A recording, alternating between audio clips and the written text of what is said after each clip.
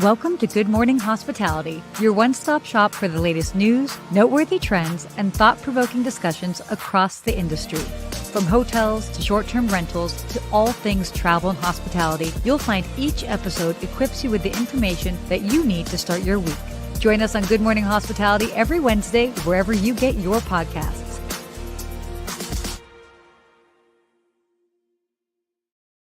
Good morning. Good morning, Sarah, and happy Wednesday to you. Yes, a very happy Wednesday to you as well.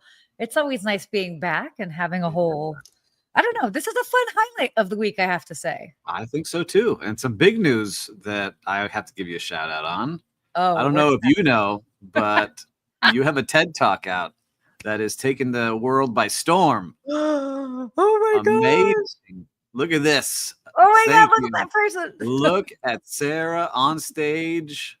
Look at these power poses. Really communicating with the audience. Power poses. You were so funny. Yeah, they got some good photos. Wow. Tell us about it. What is it like to give a TED Talk? Oh my gosh. Well, first of all, I definitely have to say, what a crazy experience. And if you guys haven't seen it yet, would mean so much to me if you guys checked it out. I've shared it on every platform. So the link is out there, but it's called The Secret to Making Someone Feel Special. And this came together. I did it actually in October 10th. In Davenport, Iowa, hence the reason why it's TEDx Davenport. And the process was wild. I got booked pretty last minute in the scheme of things. And it was like coming at the tail end of a busy season. We all know how we have like these waves of seasons. And of course it happened right in the middle of this busy season. Oh, yay. Thank you. Thanks for sharing the link. Our super fan is here. Oh yeah, we have a super fan. Thanks, Kay Frederick. So it came together, and then normally after you do it, they end up publishing it on the TEDx YouTube anywhere from like 4 to 8 weeks after you do it. Well, I start seeing they start publishing everybody else's that also was on the same talk as mine at the same evening. And I'm like, where is mine? Next thing you know, I get a message like, you were chosen as an editor's pick. And they're like, the cool thing about that, I mean, is great because TED puts a lot of effort and push behind it. It's shared in their newsletter, all of that. But they're like, the caveat is we don't know when it's going to come out. It could come out in 2 weeks. It could come out in 6 weeks. Well, it was much more than 6 weeks. And it was released on February 13th, right before Valentine's Day. So what a fun time to be thinking about how to make someone feel special. Yeah, congratulations. And for viewers and listeners, go check it out. Go give it a like, give it a comment. Let's help spread that positivity she was sharing across the globe. And it's a 10-minute video. It's a nice bite size. It's a great speech you made. You delivered it great because they don't have cue cards or teleprompters. Oh no, right? You're completely memorized. That's the other thing I think not a lot of people realize is it's fully scripted. They have to approve your talk and they work with you to make sure it's constructed how they feel like it's the best way to be constructed. And then you have to be memorized. I mean, and it's in essence, word for word. So there's no winging it here. There's no like teleprompter, none of that. You have to, it is a full on memorized speech. So you did awesome. I was cheering you on. I was nervous watching. Like I was yeah, I know it is already done. I was just like, you were nervous. I was nervous. By the way, I didn't even see it until it came out. So even though I did it in October, never saw a video version of it until it would be like out in the masses. So I was like, man, I hope it's good. No, it was excellent. Proud of you. Good job. It's not easy to do that and command the stage like you did and deliver a message. So great job. Oh my gosh, what a process. So by the way, if anybody's out there and you have the dream to do a TED Talk, send me a note. I'd be happy to give you some pointers because I think all of us have special messages that mean a lot to us. And if you can use a platform like that to share what means a lot to you, I'm happy to help point you in the right direction. I want to see a room full of TEDxers. So happy to help others achieve their big dream of doing that too. So there we go. All right. I might be knocking on your door. I'm following your footsteps little by little. Maybe not technically knock on my door, but you can send me a note. Virtual door. All right, Sarah, with the jokes. Where's the drum roll over here? Oh my gosh. All right. So, well, I mean, obviously it makes sense. I will lead the charge on this one. Oh, wait, Yes. hold on.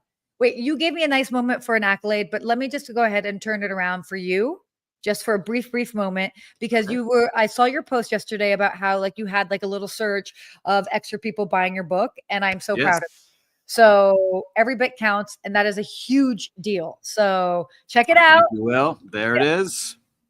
Yeah, I was shocked to wake up and see 150 books sold in a day and a half, which was shocking to me. I don't know where it came from, but thank you to everyone that bought a book. It means the world to me. It's not like a conference I'm going to bought it or anything like that. I just woke up and saw it. So love it. Thank you all very much for supporting.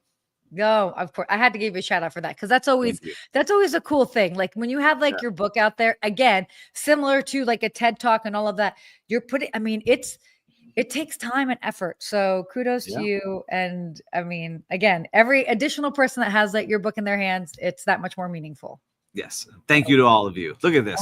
Great things going around at GMH this morning. Oh my gosh. All the things. We should do a gratitude session every morning. Yeah, that's not a bad thing. Yeah, I'm into it. Okay. So, we'll talk about my hometown, Los Angeles. Why don't I set this up for us? Yeah. Please. How about we set it up and I throw it as a question?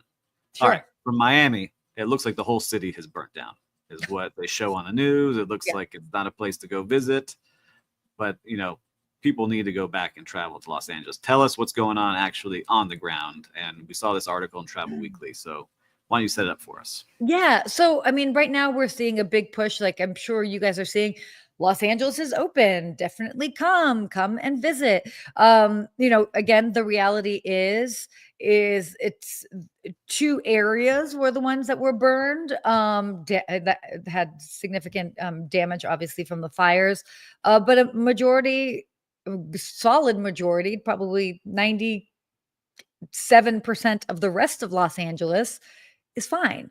And so, yeah, I mean, I think it's always an interesting thing when you've got a sort of natural disaster that happens in a location, because the first reaction for other people is like, ooh, we won't come. We want to give them time. We saw this happen in Maui, for example, after their fires, and people were like, ooh, like not, yeah, there you go. So we can see the Los Angeles are saying, please come. But at the end of the day, many times, and so long as there's appropriate infrastructure, that's a wonderful time to visit. It's a wonderful time to visit because it generally isn't that crowded. But your visit helps bring funds to that city, that location. It helps with the infrastructure, all of that. So, hotels are saying, please come. There's space available. You can probably get better rates and all of that. And the restaurants aren't overly full or anything. So, it's this interesting time, but it definitely still has the LA spark that's going on out there. So, yeah, I think it's good. I think for seeing this, I know how much it impacts, especially like small businesses, not just the hotels, but like the cafes and the restaurants and the vacation rentals. It gets tough because I see it. We manage some homes in Western North Carolina that are, Airbnb. People can book them, vacation rentals. And it's tough out there. People aren't booking them. And so this time last year they were full and now they're sitting empty. And these are just a couple of people. But imagine that spread out times thousands. It's just, I think, a good thing to try to go to these places that the news makes look so terrible sometimes. But then when you're actually there, you're like, oh, okay, this is not so bad. What's going on? In fact, it's kind of nice because it isn't as crowded right now.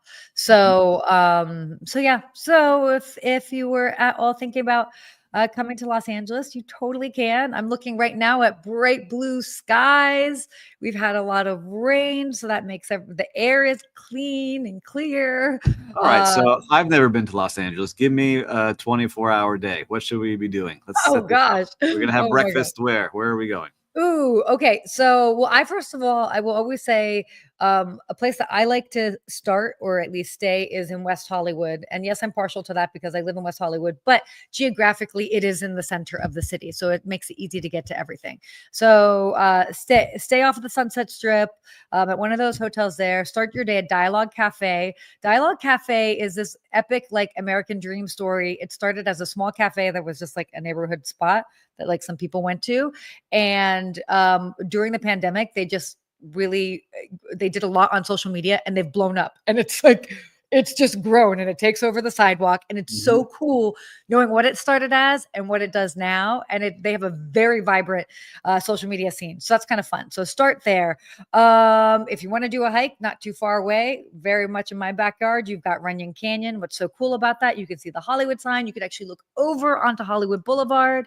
When you come down, just do a quick loop through Hollywood Boulevard as like when you're in New York, you want to just walk through Times Square. You kind of do a quick walk through that. Then I would head over to the beach, and then you go to Santa Monica, check out the pier. The Santa Monica Pier is the first fully solar powered Ferris wheel, which is kind of cool. You can do a little restaurant there for lunch, or you can head down to Venice Beach on Abbot Kinney. Really great as well, too. A lot of delicious places there. Cute place called The Butcher's Daughter.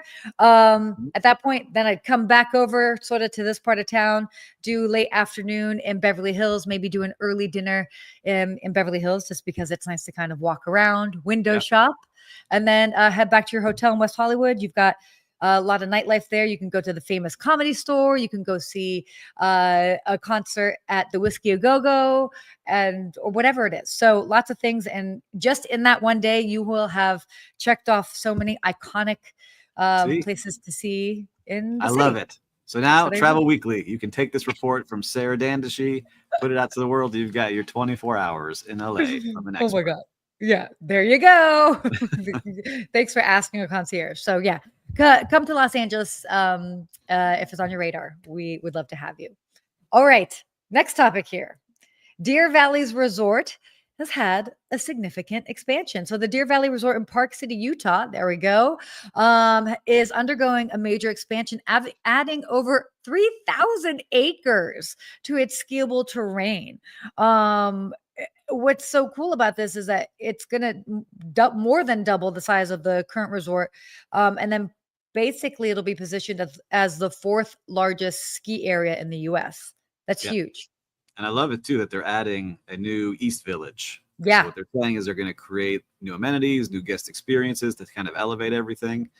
And so, look, I'm not a huge skier being down here in Miami. No, no, but the times I have gone have been great, other than the last time where I almost flew off the mountain because I didn't know what I was doing. But this sounds good to me. I would like to hang out and check out the lodge, the experiences, check out their spa. I think that would be a lot of fun when I'm over there. Well, and what I will say, just because I just did a TV segment on it, we are entering the season of that sort of like late season skiing, spring skiing, which is a fantastic time. If you to go skiing, you've got these bluebird days where it's, beautiful blue skies. The snow is still fantastic.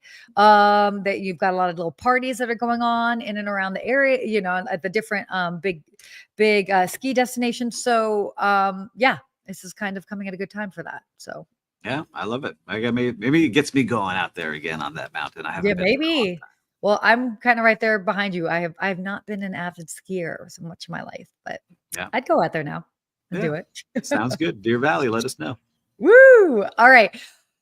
Let's talk about air travel. Well, there are a couple things to talk about that. Do you want to lead this part of? Well, I would like to talk about this first. We got a lot of airplanes falling out of the sky, which is making me nervous to travel through airlines and airplanes, but I know that there's millions of flights that go around the world every day, and it's a safe thing to do. So I don't know, gets me a little nervous going out there. Before we jump into this news, what do you think? Like, we've seen a lot of videos of these things. We just saw the Delta flight. Luckily, everyone was safe, which is amazing. If that is not an advertisement for why you need to wear your seatbelt, I don't know what is. I mean, the fact that everybody survived. I mean, I saw an interview with a gentleman. Oh, so for those that don't know, you probably do because it's been all over the news, but a Delta flight flying into Toronto, I think it was from Minneapolis. Yep. And it was one of those smaller planes, the CRJ 200, I think.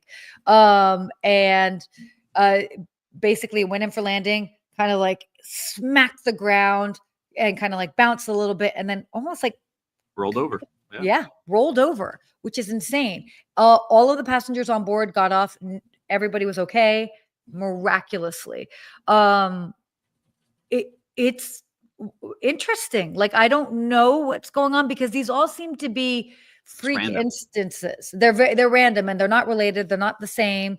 They're just, I mean, I don't know that you could say this would have to do with like the air traffic controllers. I don't Yeah, I feel like don't know. that's the case. I Yeah. just think you said it right. Like I was actually, when I read that, I was thinking about all the people that work on that plane that made sure everyone was wearing their seatbelt, was sitting the Yeah. right way, took care of everyone, because it could have gone a whole different way if they hadn't done that. So I'm happy Totally. to hear that. But let's talk about some other things that are Yeah. going on in the airports. And I've talked about this with you before. So Oh, no. I love talking about this. So you airport were, lounges yeah. facing overcrowding challenges. Yeah. Right. And so we've talked about this a bunch. There's more credit cards, there's more points, there's more people trying to be exclusive and to get into that club.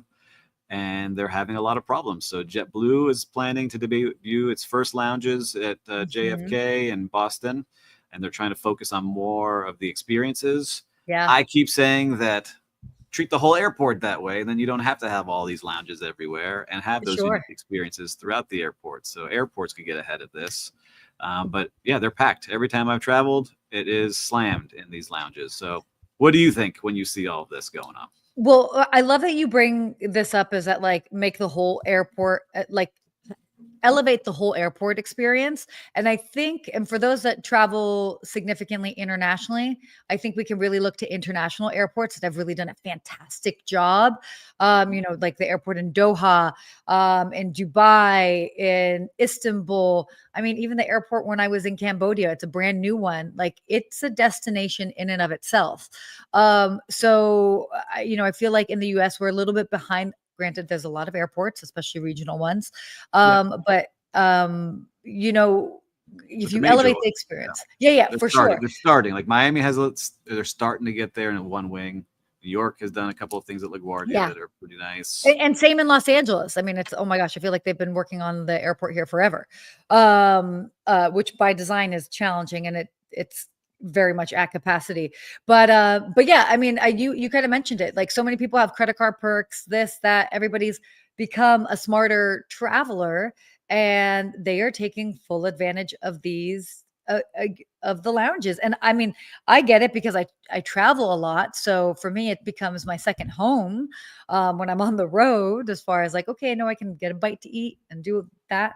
But it's what we're seeing, and that's, I think, we got a lot of the airlines got a lot of pushback because they sort of changed their status program, because so many people were able to reach status, and they're like, well, I have status, so I should be able to get into these lounges. And so they've been trying to thin the herd, so that not everybody has such high status, and hopefully will then ultimately thin the herd, so to speak, in the lounges. But yeah, it's tough. It's I tough. have, yeah, I have an experience from Boston this past when I went for New Year's, Mhm. right? So I didn't talk Yeah. about this. I went to the Delta Lounge with my Yeah. family, so four of us, and presented my American Express Platinum card. And they said, okay, it's you plus a guest, and you have to pay $50 for the kids. Yeah. I was like, okay, well, I have two credit cards. I have two. I have a business one and a Oh, regular yeah, one. yeah. And they're like, no, it No. doesn't work that way. I was like, well, I have a No, it third doesn't. one too. We have all the benefits on three of these platinum cards. I can't get in. They're like, no, you still have to pay for everybody. Yeah. So slightly annoying that, yes, I've spent all this money on all these credit cards for business and personal, and I still couldn't get a family of four into a lounge without paying the extra $100 for the kids. Yeah, and that, yeah, totally. And then you sit there and you're like, is it going to be worth $100? Like, will we eat $100 worth of No. food And I or was like, this or we'll see you later. So I was yeah. a little annoying, right? It's like, all right, Yeah. come on, what are we doing here? No, it's tough. It's tricky. I get it. I actually just saw on a thread today on a Facebook group randomly that somebody was saying that they have priority pass, and they're like, what is the point of it? I've had priority pass for a year, and they're like, 95% of the time that I go to a lounge that accepts priority pass, I can't even get in. And I was just like reading the comments because I get it. I see it. I also have priority pass. It tends to work a little bit better, I feel like, internationally, but it's based on the occupancy. And obviously, if we're talking about airport lounges are facing overcrowding, it's challenging. Wait, what airport was I just at? I was just at one that had a Chase Sapphire. I think the Chase Sapphire, that might have been in Phoenix. Not like I've been to that many Yeah, I airports. saw it at Phoenix when I was connecting there. I saw one there. With the Chase Sapphire one?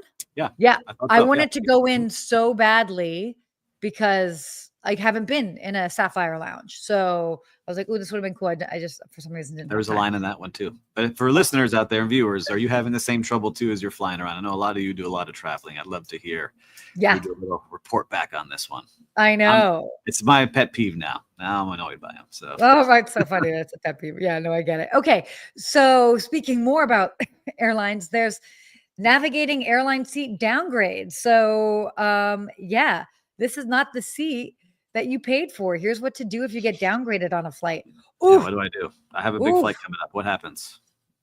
I mean, ultimately, it's like you have to document what happens. You know, make sure that you've got proof that you were in one seat and then you were downgraded to another, and then reach out to the airline after the fact. Most of the time, you'll get compensation for the difference. I had a similar thing happen on the way back, right in December, on the way back from St. Thomas. My colleague was booked on first class, and I was in regular class, but using my status. And then they squeezed us on a flight. We both got into Delta Comfort. I technically still got like an upgrade because of my status. She had, even though she had paid for first class, she had to do Delta Comfort. And then they ended up giving her a significant amount of points in as an Yeah, as a apology trade. for it. Yeah. Yeah, as a trade. I mean, to be fair, we were also flying standby. So that also happens. But um yeah, I mean, I feel like the downgrades really happen more so when they're changing the planes. So let's Mhm. say they've got like a That's big true. plane and it Smaller has, plane. yeah. So that's really when you're seeing it, because I know people are like, wait, what? How is this happening? It is a rare circumstance. It would be a downgrade A if you're flying standby and like they just can't put you in the class that you had originally booked, but you are getting on the earlier flight. So they help you out that way. Or if they're changing the actual plane. And I've actually been upgraded when they've changed planes. So it just depends. But again, you just kind of like keep track of it Wow. and then reach out because they'll definitely compensate for it. Yeah, it seems like it's not a huge thing, but be aware of what you got going on there. I like it. Totally. Totally. All right. Whew, this last little time we talk a lot about airlines and Airlines stuff today. today. A lot in So the news. Yeah. this was interesting. I don't know if we saw the picture for the. Okay, yeah, look at this. So cabin crew is under investigation for on-wing photo shoot.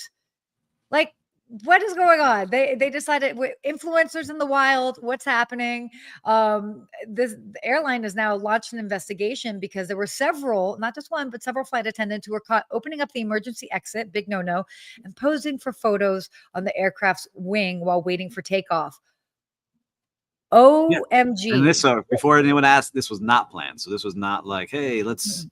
organize this with the airline. We're going to get a nice PR photo on the wing for some reason. This was Mhm. just the team deciding, hey, let's get this picture out here on the wing. Let's open up the emergency door. Let's walk on the wing that may or may not fall off. Everyone's nervous about The ring is not going to traveling. fall off. Yeah. But just not great timing, right? When you Yes. see all these things happening, got to be a little bit self aware, you know, just not good at all. So I don't know what Yeah. else to say about this other than this is crazy. Like, you don't need to get that photo that way. Well, it's interesting. Like, they clearly never posted the photo, or else we would definitely see. But I'd want to know, like, who are these? Like, like, do they have a significant following? Like, this will. I mean, we'll find out, I guess, at some point. But talk about doing it for the gram. But Yeah. that It is was in South Korea, so who knows what was going on okay. over there, it looks like. So Yeah. anyhow, but this brings me up to another question. Okay. Okay. We can maybe flip this just a tiny bit. Yeah. A lot of people at work, everyone has their phones now, Yep. take pictures at work and sometimes post things they shouldn't. Do you have any guidelines that Oh would yeah. be good for hospitality companies to allow their team? How do we get that? Because everyone still has their phone on. There's an addiction. You tell them they get put in the locker or put it away or do things, Totally. but everyone still has it. Still taking pictures everywhere. How do you control that? Well, I mean, so it's interesting that you bring that up because I give a lot of thanks to my last place of employment because they allowed me to. I mean, it was again within reason, but it's like I posted stuff about the hotel and I would tag the hotel and I would be like walking behind the scenes and still tag the hotel. Um, so I mean, at the end of the day, it's like so long as you're doing it in a respectful way, you're not throwing anybody under the bus. It's all positive. I feel like hotels should actually kind of embrace it because that type of stuff, like people love that. Have you seen the doorman? There's a doorman in New York City that dances outside of, and I forget the hotel. And I think it's a hotel and not actually like a home, or condos. And like how cool and exciting, And Yeah. so if it's done well, like it's That's the thing. great. How do you do it well? That's what, because I like it. I like doing it. I got in trouble a couple times at my last hotel. Yeah. The corporate director of marketing would call me and say, take down that post. But wait, And, okay. So when they told you to take down the post, what was wrong with your post? Was it for bad? Like you one of weren't them, complaining, like you don't no, wanna. it was during COVID and people were not, they could not tell they were 6 feet apart in a meeting, right? Like even though I Okay, made sure everyone yeah, was split up or spread out, they was, hey, it's not far enough. Another one was, that's also fair. That was a weird time. that was a weird one. Another one was like back of house. They didn't want back of house being shown at a corporate level. I was like, okay, whatever, So I took those down, but for the most part, I would do Oh, things. yeah, this I would do guy. things. Dude, this So I think dancing that there's doorman. good things though, because then, you want people to promote the business as if they are owning it and doing a good job and showing. Like I Sure, see there's a guy on Royal Caribbean that does a great job. totally. He's a musician, but he shows like behind the scenes on TikTok, and I'm like obsessed with Mhm. it. Like, oh, that's what their cafeteria looks like. Oh, that's so cool. Like, To here's the day in the life. totally. Mm-hmm. See, people are into behind the scenes. So, I mean, I think it's one of those things like so long as it's tastefully done, it's not like they're going to be showing anything that should be. I mean, obviously, what you're talking about, the pandemic thing was a very specific Yes. thing. Oh, yeah, makes perfect sense. And like there was just a weird time in general. But like I think properties should embrace it so long as it's done in a positive light. But it's also tricky too, because let's just say somebody shares something. Okay, Private, yeah, somebody I used private to work about with. guests, right? Like I could see like Yeah, obviously they can't do that. That's like a for sure a no-no. But let's say they do share something positive, but then you go to that person's Instagram page or their TikTok, and then they have like scandalous stuff that they're posting you know, bikini photos or like whatever, different things that are kind of scandalous. I could see how that it does get tricky because that, for example, the person's represents the brand. Yeah. yeah, that's not really in line with it. So it is a challenging fine line. I would just say that if somebody is going to do that, if you are employee going to do that, just think about the bigger picture, Mm-hmm. and if you're going to do any of that stuff, just try to have it on one of your more professional pages. Just, you know, you're Yeah. taking ownership too. Like Keep it thank you. professional. I think that's a good tip. Keep it In the professional as well. hotels, we give a couple filters. Like this is what you're allowed to post. I think that would be helpful too. Some guidelines. Yeah. Yeah, yeah, for sure. For sure. So, all right. Let's get to our real-time recap. Let's do it. What have you seen out there in the world of I got hospitality? a couple things going on. Okay. Look, I'll tell you like this. I'm booking. My kids have their birthdays pretty close, and so we're doing a joint birthday party at Fun. a. I won't give the exact location because who knows who might show up. But we're planning at a place, and they made it Yeah. very easy to book. Awesome. Right? There was a couple places you had to call. No one's getting back to you. You have to email. I have to text. I can't get anyone. Yeah. This one made it very simple. Here are the packages. You can book it directly online. They have a party host call you, and then they set Awesome. up everything with you to organize it in a nice, easy way. And it's stressful booking these things in the first place. So Yeah, to right? have it booked nice and easy, to really care about what the parents go through and not make them jump through hoops, excellent job. And I'll report back once the party's over to see if it actually went well. That's awesome. I love it when that type of stuff like ends up working out. Um, yeah, it's cool. Wait, Yeah. so well, I was gonna ask when the birthdays are, but you could say afterwards. Yeah. If They you had want. their birthdays. So Got now they're 7 and 9. That's amazing. it. Growing fast. That's amazing. Oh my gosh, that's Growing awesome. fast. And so one other thing going on too, Yeah. Wine and Food Festival down here in Miami Yes. taking place. All the stars are starting to check into their hotels. I'll be at the tribute dinner, which is the big event on Saturday night at the Lowe's Miami Beach Hotel, where they honor some of those. Amazing. So excited to be there. I'll share some pics with everyone afterwards. Ooh, that'll be so fun. So fun. All right. Well, I had an interesting experience over the weekend. I actually flew out of Burbank Airport for the very first time. And for those that know Los Angeles, obviously you've got the main airport, LAX, but there's also an airport in the valley, Burbank Airport, which is a fan favorite. People love it. I knew it was going to be a cool experience because it's a smaller airport. But it's like really small. It's crazy. Like I just kept thinking, how is this an airport in a major city? I mean, you roll up and from first of all, they have valet parking. I mean, you have valet parking in like some big ones, but it was reasonably priced valet parking. To be fair, I also had a very tight turnaround. I was supposed to be on TV at 8:20 a.m. My segment was at 8:40 a.m. and my flight was leaving at 9:40 a.m. So I had a very bit of a busy morning. But I got there and before my flight, dropped off my car with valet, went through. Of course, I was still dressed up like in a blazer, belt, whatever, run through TSA. Just like laughing because I'm like, we just need to get through here, like, and just keep it light, keep it upbeat, even though inside I was like having a meltdown because I didn't do not. But TSA was super friendly. Everybody was great. They were having a good time. I love that I like walked up to the TSA guy. I was just like, all right, I fly all the time, but I'm never dressed like this when I travel. What do I need to take off to make this a smooth process? He was like, boots and belt. I'm like, done. And like we went through and everyone was like, oh, good job. You did it. Like it was like, who knew TSA would become like a group event, you know what I mean? Like a team effort. But it was fun and it was a great airport. Everybody was super nice there. So shout out to everybody working at Burbank Airport that's keeping that small town spirit alive while you're in a major city. So yeah. Yeah, There you I go. love it. That's All our right, little story. Burbank Airport. You got to check it out. Put it on the radar. Put it on the radar. Okay. Why don't we get here to our hospitality quote? Ooh, All you want to right. read that? Quality is never an accident. It is always the result of an intelligent effort by John Ruskin.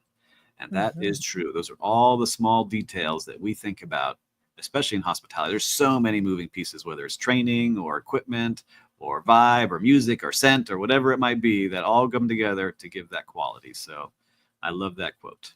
Yeah, it's great. No, and it is quality is intentional, you know, and it's like, and that's the whole thing. It's like, as you mentioned, it's like all of these aspects are working together to really like elevate whatever the experience is. So Yeah, or experience or products. Like I'm looking for more and more quality products. I feel like all the stuff we buy now is yeah, like you buy it and it's broken in a year, whether it's clothes or technology or other things. It just seems like the quality has gone down in a lot of it's just things not the these same. days. We are living in a fast consumer lifestyle, and ooh, Yeah, it's you know. wild. Yeah, I could talk about that a lot too. Next episode. We Next could. episode. Next episode, we'll talk about fast consumerism. Wow. Well, this was a fun show.